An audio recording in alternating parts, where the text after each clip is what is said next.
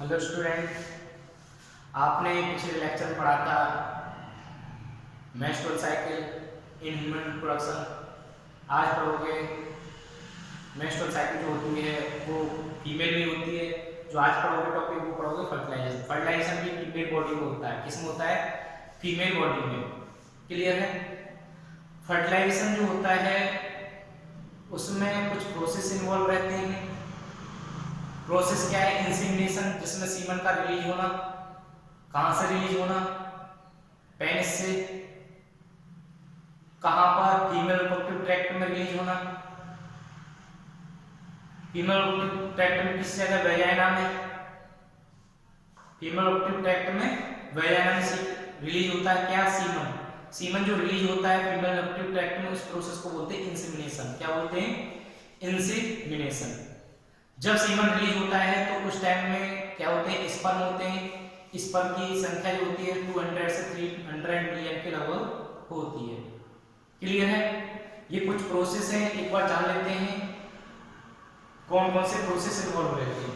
Insemination, calcification, fertilising और anti fertilising के बारे में बताएंगे। मेम्ब्रेन डिपोलराइजेशन, कॉर्टिकल रिएक्शन बताएंगे। ठीक है? सबसे पहले इंसेमिनेशन हुआ। इंसेमिनेशन हुआ तो याद रखना, इंसेमिनेशन में कितना 3 से लेके 3.5 ml सीमन रिलीज होता है वन टाइम में। ठीक है?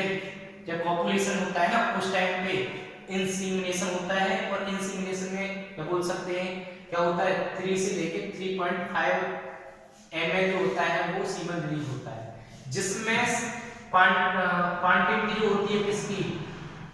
स्पर्म की क्वांटिटी जो होती है वो होती है 200 से 300 मिलियन।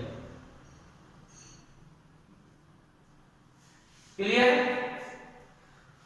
अब ये तो रहा कि इंसेमिनेशन क्या रिलीज हुआ, कहां पर रिलीज हुआ। इंसेमिनेशन हुआ, पेनिस से सीमन रिलीज हुआ, कहां पर हुआ? वेजाइनल कैनाल में। हो गया? वहां से होते हुए वो ऊपर की तरफ जाएगा फीमेल रिप्रोडक्टिव ट्रैक्ट में, सर्विक्स से यूटेरस से ओविडक्ट में। कहा? एम्पुला में। एम्पुला में ही क्या होता है? फर्टिलाइजेशन होता है। क्या होता है? फर्टिलाइजेशन। ठीक है? अब फर्टिलाइजेशन होता कैसे है? सबसे पहले सीमन रिलीज हुआ, उसमें स्पर्म की कितनी संख्या थी? स्पर्म की 200 से 300 मिलियन। अब इधर जो यूटेरस में देखने को मिलेंगे फैगोसाइट। फैगोसाइट क्या करेंगे? इसको जो कुछ स्पर्म को डाइजेस्ट कर जाएंगे, डिस्ट्रॉय कर देंगे। जो कहां पर पाए जाते हैं? वो फीमेल रिप्रोडक्टिव ट्रैक्ट में फैगोसाइट, वो डिस्ट्रॉय कर देंगे। अब ये जैसे जा रहे हैं ऊपर की तरफ, अब वहां से क्या होता है? इनको चाहिए कैपेसिटेशन। क्या चाहिए? कैपेसिटेशन। कैपेसिटेशन का मतलब होता है फिजिकल चेंजेस होना। फिजिकल चेंजेस होना किसमें? स्पर्म में। तो स्पर्म में फिजिकल चेंजेस होगा तो रिमूवल ऑफ मास। मास क्यों बोल देते हैं? क्योंकि उसकी जो आउटर साइड है, आउटर साइड से क्या हो जाता है? जब फर्टिलाइजेशन होगा ना, ये स्पर्म में क्या होगा? स्पर्म क्या करेगा? फर्टिलाइजेशन करेगा ना, किसके साथ? सेकेंडरी साइड से।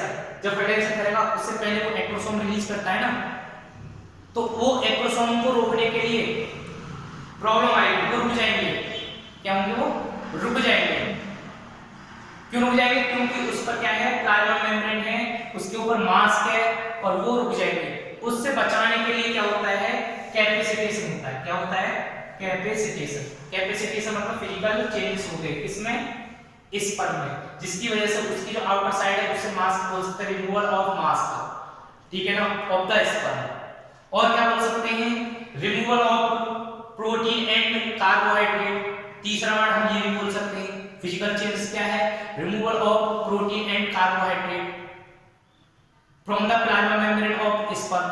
प्लाज्मा मेम्ब्रेन जो होती है स्पर्म की, उससे प्रोटीन और क्या बोलते हैं कार्बोहाइड्रेट रिमूव हो जाती है। इसकी वजह से वो प्लाज्मा मेम्ब्रेन वीक हो जाती है, और वो प्लाज्मा मेम्ब्रेन जो वीक हो जाती है उससे इजीली क्या हो जाता है? एक्रोसोमल सब्सटेंस रिलीज हो जाते हैं during the fertilization. During the fertilization acrosomal जो होते हैं वो इजीली रिलीज हो जाती है। क्यों? क्योंकि प्लाज्मा मेम्ब्रेन जो होती है वीक हो जाती है। क्यों हो जाती है? क्योंकि उससे क्या हो जाता है? कैपेसिटेशन के दौरान क्या हो जाता है, removal of protein and carbohydrate, removal of protein and carbohydrate, या बोल सकते हैं ग्लाइकोप्रोटीन। तो फिजिकल चेंज हो गया और क्या बोल सकते हैं रिमूवल ऑफ मास, उसका चेहरा साफ कर दिया। अब वो क्या है, उससे मिलने को तैयार है, किससे, जिस सेकेंडरी oocyte से जा रहा है। लेकिन ऊपर जब जाएगा तो उसे कैसे पता कि कौन सी ओविडक्ट में सेकेंडरी oocyte है, तो उसे जब पता पड़ता है तो उससे एक फर्टिलिटी जीन होता है और एक anti fertility gene. Fertility gene जो होता है वो सेकेंडरी oocyte से रिलीज होता है और एंटी फर्टिलिटी जीन जो होता है स्पर्म से रिलीज होता है, जो इन दोनों के बीच में इंटरेक्शन होता है। जब इन दोनों के बीच में इंटरेक्शन होगा तो साइड पता चलेगी किधर की साइड जाना है, क्योंकि सेकेंडरी oocyte से फर्टिलिटी रिलीज हुआ था सबस्टेंस।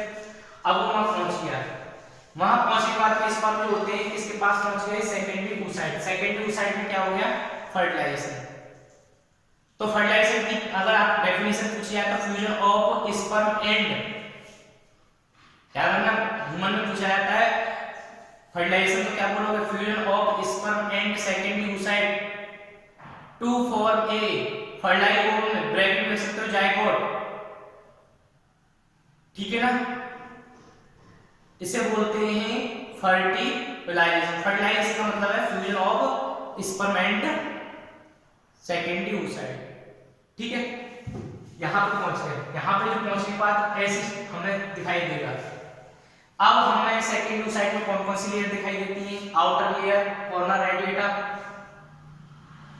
उसके अंदर जोना पेलुसिटा और उसके अंदर प्लाज्मा मेम्ब्रेन, और प्लाज्मा मेम्ब्रेन से कॉर्टिकल ग्रैन्युल्स होते हैं, क्योंकि वो कुछ ना कुछ फंक्शन करते हैं, बताएंगे कैसे कैसे फंक्शन करते हैं, ठीक है ना।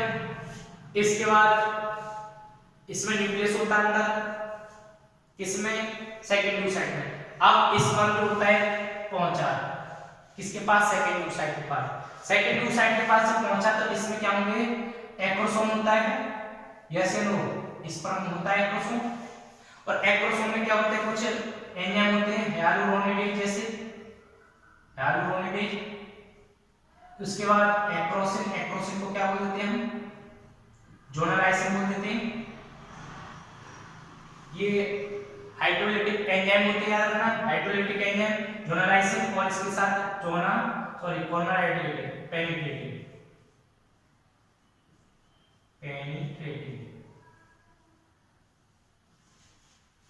एंजाइम होता है। ये किस में प्रेजेंट होते हैं, एक्रोसोम में। अब एक्रोसोम से जब हमारा उसका कैपेसिटेशन हो गया तो एक्रोसोम से आसानी से क्या होंगे, एंजाइम या ये रिलीज हो जाएंगे सब्सटेंस, क्लियर है। जब रिलीज होंगे तो सबसे पहले कोरोना पेनिट्रेटिंग है वो तोड़ेगा किसको, कोरोना रेडिएटा को, उसमें छेद करेगा, पेनिट्रेट हो जाएगा उसमें, इस पर और एंट्री करने के लिए जगह मिल गई। उसके बाद एक्रोसिन होगा, एक्रोसिन भी क्या करेगा, जोना पेलुसिटा को ब्रेक करेगा, उससे क्या करेगा, लाइसिस कर देगा, उसे तोड़ देगा, डाइजेस्ट कर जाएगा, किसको, जोना पेलुसिटा को, कौन, एक्रोसिन में जोनालाइसिन। ह्यालुरोनिडेज जो होता है, ह्यालुरोनिडेज जो एसिड होता है ह्यालुरोनिडेज, उस एसिड को क्या कर देगा, खत्म कर देगा, ब्रेक कर देगा। इसकी वजह से उसको एंट्री मिल गई, किसमें एंट्री मिल गई, सेकेंडरी oocyte में जाने के लिए। अब एंट्री मिल गई, एंट्री मिलने के साथ साथ जब ये एंट्री मिलती है तो उस टाइम पर एक कोन ऑफ रिसेप्शन होता है, जिसकी वजह से उसे कि यहां से एंट्री करनी है, स्वागत करती है मेम्ब्रेन जो होती है, क्यों, क्योंकि उसे पता चल जाएगा कि हाँ यहां से मुझे एंट्री करनी है फर्स्ट स्पर्म के लिए, ठीक है। कोन ऑफ रिसेप्शन डेवलप हुआ, उसमें एंट्री मिल गई इन एंजाइम्स की हेल्प से। कैसे कैसे भी मैंने अभी बताया था, कोरोना पेनिट्रेटिंग, कोरोना रेडिएटा में एंट्री करता है, जोना पेलुसिटा में एक्रोसिन एंट्री कराता है, ये सब ब्रेक होते हुए चले जाते हैं, अंदर पहुंच गया मेम्ब्रेन के पास। जब मेम्ब्रेन को क्या करेगा, ये न्यूक्लियस देगा, ठीक है ना। न्यूक्लियस देने से पहले क्या देगा, उसे सेंट्रियोल देगा, क्या देगा, सेंट्रियोल देगा। कौन सा, प्रॉक्सिमल, मैं पहले बता चुका हूं, प्रॉक्सिमल सेंट्रियोल जो होता है स्पर्म देता है इसको सेकेंडरी oocyte को, जिसके कारण क्या होता है, म्यूसिस सेकंड जो होता है डिवीजन कंप्लीट होता है। म्यूसिस सेकंड जो डिवीजन होता है वो प्रॉक्सिमल सेंट्रियोल के कारण होता है, और प्रॉक्सिमल सेंट्रियोल कब आता है, फर्टिलाइजेशन के दौरान स्पर्म से पहुंचता है। जब ये सेकेंडरी क्या होता है, कंप्लीट हो जाता है, मियोसिस सेकंड, जब मियोसिस सेकंड कंप्लीट हो जाता है तो उसमें दो अनइक्वल सेल होती है, एक लार्ज सेल एक स्मॉल सेल। स्मॉल सेल को सेकंड पोलर बॉडी कर देते हैं, बोल देते हैं, और लार्ज सेल को ओवम सेल बोलते हैं। क्या बोलते हैं? Ovum cell.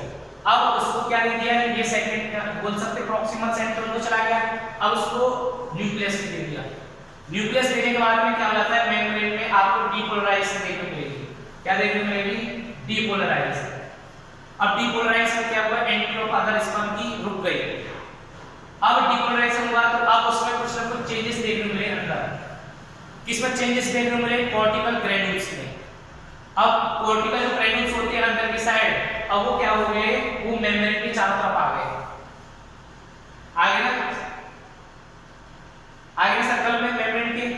अब वो क्या करेंगे, कॉर्टिकल ग्रैन्यूल्स जो होंगे वो प्लाज्मा मेम्ब्रेन से होते हुए कहां पहुंच गए, वो यार कहां, जोना पेलुसिडा। जोना पेलुसिडा पे क्या करते हैं, वो एंजाइम सीक्रेट करते हैं। क्या करते हैं? Enzyme secret. ये जो है ना, ये कॉर्टिकल जो ग्रैन्यूल्स हैं, ये कॉर्टिकल रिएक्शन में के दौरान क्या करते हैं, एंजाइम, कौन से कॉर्टिकल एंजाइम रिलीज करते हैं, कहां पर करते हैं? जोना पेलुसिडा में। और ये जोना पेलुसिडा में कॉर्टिकल एंजाइम रिलीज होती है तो जोना पेलुसिडा जो होती है हार्ड हो जाती है। अब जब हार्ड हो जाती है तो वहां जो होती है पॉलीस्पर्मी बंद, ब्लॉक हो जाती है। पूछ लिया था पॉलीस्पर्मी कैसे ब्लॉक होती है, पॉलीस्पर्मी क्यों नहीं होते, मोनोस्पर्मी क्यों होता है फर्टिलाइजेशन? क्योंकि याद रखना ह्यूमन में मोनोस्पर्मी क्यों होता है, क्योंकि उसमें जैसे ही एंट्री होती है, फ्यूज होता है, तो वहां पर सबसे पहले तो हो जाता है डीपोलराइजेशन ऑफ मेम्ब्रेन, तब रुक जाती है पॉलीस्पर्मी। और उसके बाद क्या होता है, कॉर्टिकल रिएक्शन होता है, जिसकी वजह से कॉर्टिकल ग्रैन्यूल्स जो होते हैं वो कॉर्टिकल एंजाइम रिलीज करते हैं। कहां पर करते हैं? जोना पेलुसिडा, जिसके कारण जोना पेलुसिडा की जो लेयर होती है वो हार्ड हो जाती है, और उस पे क्या होती है, स्पर्म की एंट्री नहीं हो पाती है, अदर स्पर्म की एंट्री नहीं हो पाती है। ठीक है, अब ये हार्ड हो गए तो बाकी के जो भी हैं वो सब रुक गया, ऐसे रुक गया ना, अब किसी की एंट्री नहीं। तो याद रखना ये पूरा स्पर्म चला जाता है क्या? नहीं, पूरा स्पर्म भाग नहीं लेता है, इसका हेड पार्ट जो होता है वही भाग लेता है, और नेक पार्ट इन्वॉल्व होता है। किसमें? फर्टिलाइजेशन। किसका? स्पर्म का। स्पर्म का हेड एंड नेक इन्वॉल्व होती है। नेक से क्या जाता है? प्रॉक्सिमल जाता है, और हेड से एक्रोसोमल, और ये न्यूक्लियस जो होती है काम करती है। ठीक है, और मिडिल ऑफ पीस और ये नीचे वाला जो होता है टेल होती है वो बाहर ही रह जाती है, वो पता चल गया आपको। अब दोबारा नीचे कर दिया, कॉर्नर पेंटेट ने कॉर्नर एंटिएटा को खत्म किया, एक्रोसिन ने जोना पेलुसिडा को, हेलमेंटेज ने हेलमेंटेज एसिड को खत्म किया। इसके बाद जो होता है प्रॉक्सिमल जो होता है ये एंट्री कर गया स्पर्म। अब यहां से क्या हुआ, प्रॉक्सिमल जो होता है वो पहुंचा प्रॉक्सिमल सेंट्रोइड, कहां पहुंचा? सेकंड टू साइड में। डिवीजन कंप्लीट हो गया, कौन सा? मियोसिस सेकंड जो मेटाफेज में रुका हुआ था, कंप्लीट होने के बाद में सेल डिवीजन हो गया, तो एक छोटी सेल बनी, एक बड़ी सेल। छोटी सेल को क्या बोलते हैं? सेकंड पोलर बॉडी, बड़ी सेल को ओवम। अब इसके बाद जो होता है इसका न्यूक्लियस होता है ओवम के न्यूक्लियस के साथ फ्यूज हो जाता है, जो डिप्लॉइड हो जाता है। क्लियर? जब फ्यूज हुआ तो इस फ्यूज होने के साथ साथ क्या देखने को मिला? डीपोलराइजेशन देखने को मिला। किसमें? मेम्ब्रेन में। जब डीपोलराइजेशन क्या हुआ, अब जो होती है कुछ केमिकल चेंज हुए जिसमें एंट्री ऑफ स्पर्म होती है वो ब्लॉक हो गई। उसके साथ साथ इसमें कॉर्टिकल रिएक्शन स्टार्ट हो गया।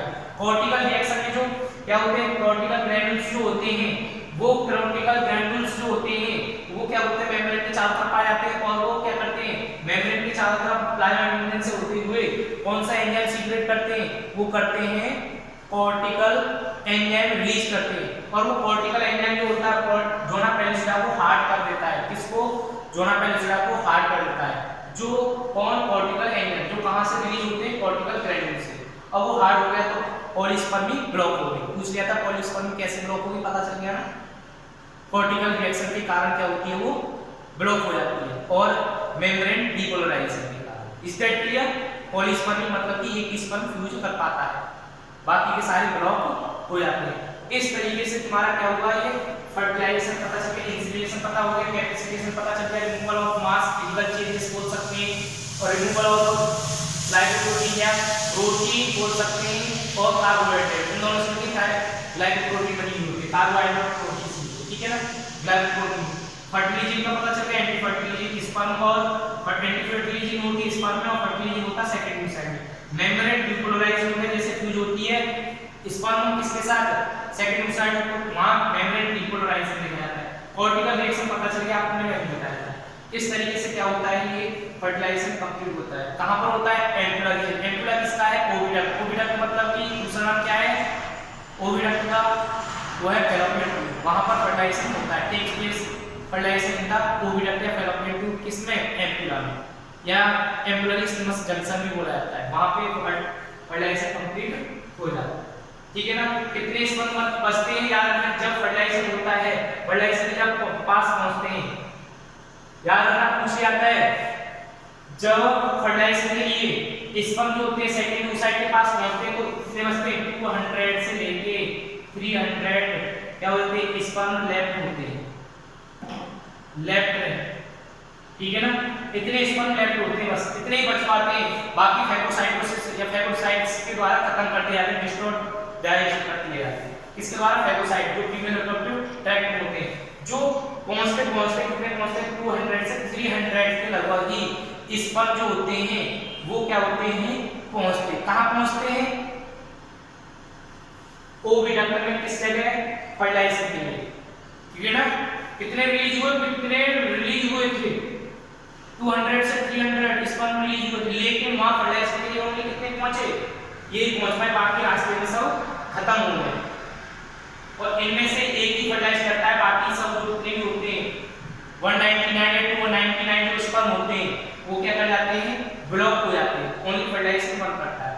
ब्लॉक क्यों होते हैं, पॉलीस्पर्मी ब्लॉक क्यों होती है, क्योंकि उस टाइप पर कॉर्टिकल ग्रैन्युल्स या कॉर्टिकल रिएक्शन होती है और डिपोलराइजेशन का पैटर्न देखा जाता है। इसलिए ये हमारा जो होता है फर्टिलाइजेशन कंप्लीट होता है। इसके बाद हम नेक्स्ट टॉपिक पढ़ेंगे, वो हम इम्प्लांटेशन, डेवलपमेंट ऑफ ब्लास्टोसिस्ट, ये पढ़ेंगे, ठीक है।